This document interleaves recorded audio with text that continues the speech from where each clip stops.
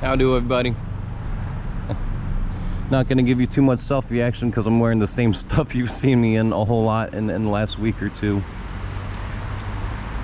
And don't know what to say. I have favorite sweatshirts and stuff, you know what I mean? And this Gettysburg sweatshirt is one of my favorite sweatshirts because it's really thick and warm.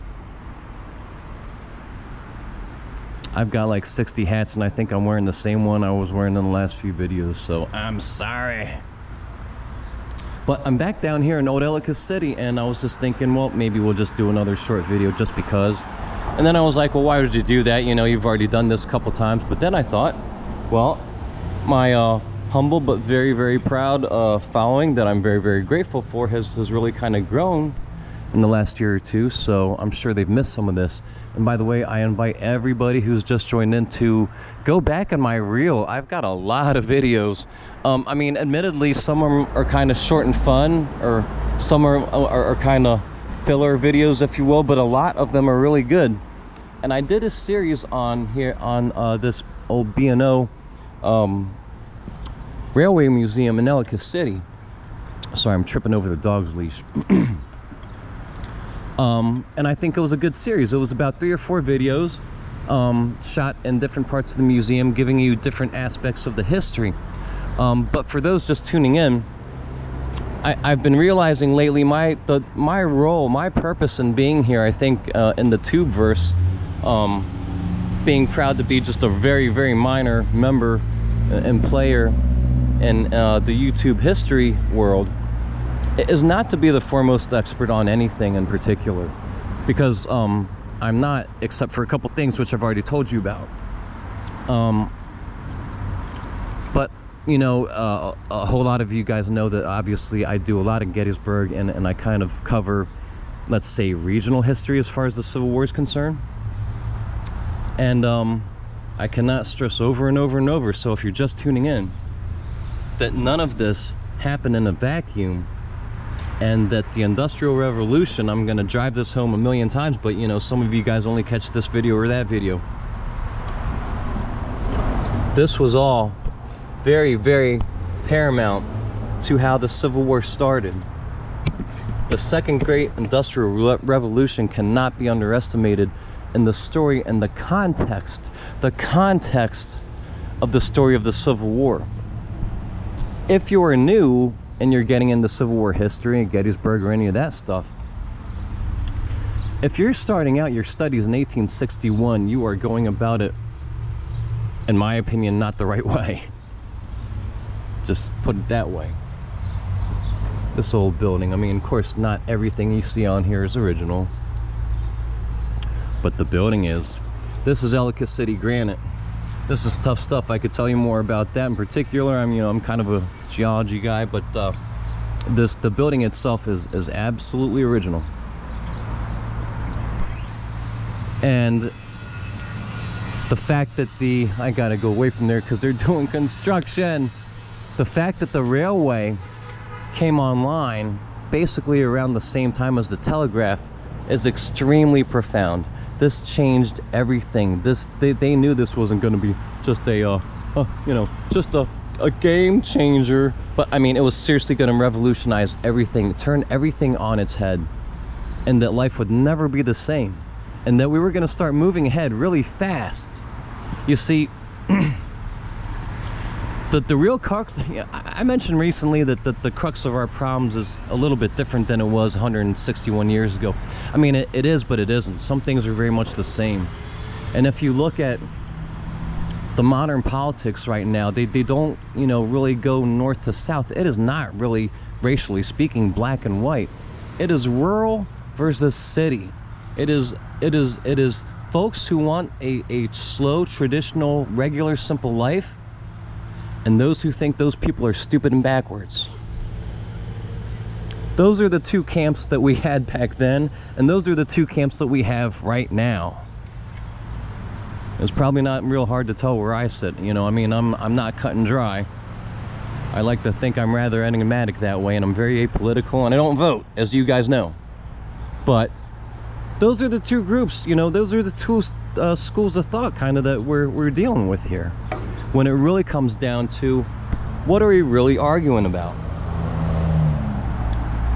And I've mentioned that we're coming up on another time of great change.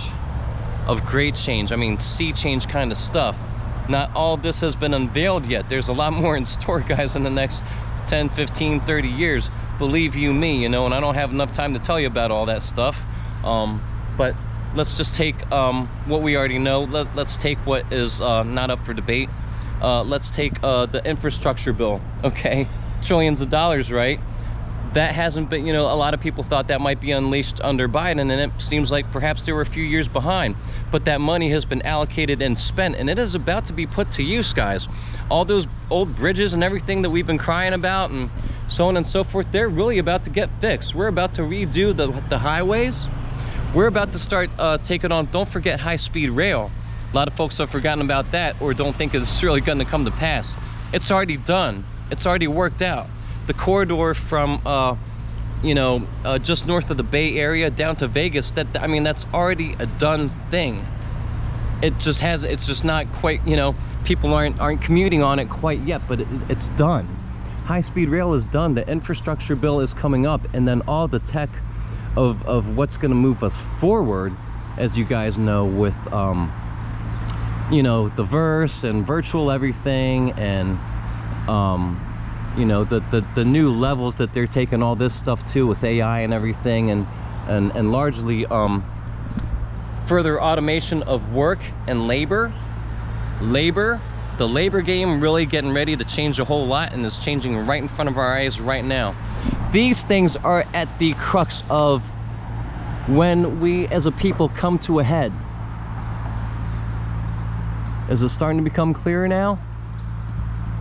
It's not about all the wedge issues that they threw in our face in 1861, and it's not really about all the wedge issues that we're bickering about now. Really ought to make some of you stop and pause.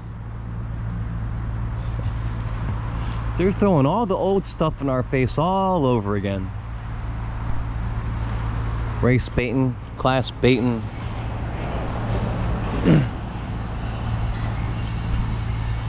Abortion baiting. Everything, doing everything that they can to freak people out and to pit us against each other. And I hate that.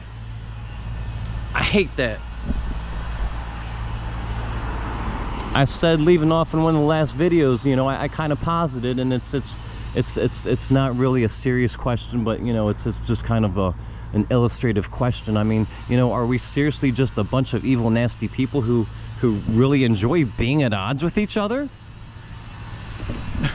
Or could somebody be pulling the strings right now, as they did way back when, so that they can further their goals regardless of the dithers of the American people?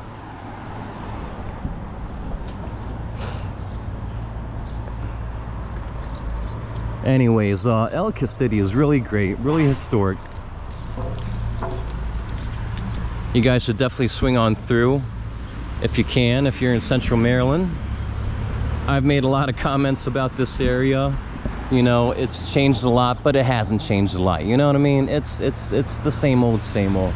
It's very, very beautiful. It's very picturesque. It's got a lot of great independent stores. I'm sorry, we just have to go where the dog wants to go, except towards the construction. But make it on down here if you can, and do not miss the Railroad Station Museum. It's open most days of the week. It might be closed like on a Monday or a Wednesday. Check their website.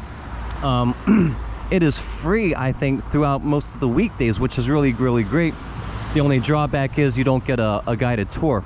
You do get a tour on the weekends, and it's a nominal fee. You know, it's a few bucks to get in. I just don't know what this dog is doing. Oh, there you go. Hey, good for you. I guess she wants to be the star, guys. Just wanted to throw another video out there, guys. I'm almost up to 10 minutes anyways. If you're new to the Civil War, if you're a big Gettysburg fan, but you're just kind of getting your feet wet, guys, please understand one thing. Nothing exists in a vacuum. Please start learning about the 1830s, about the 1840s, the second great industrial revolution, and then learn about what happened in the few decades afterwards with finance and with banking.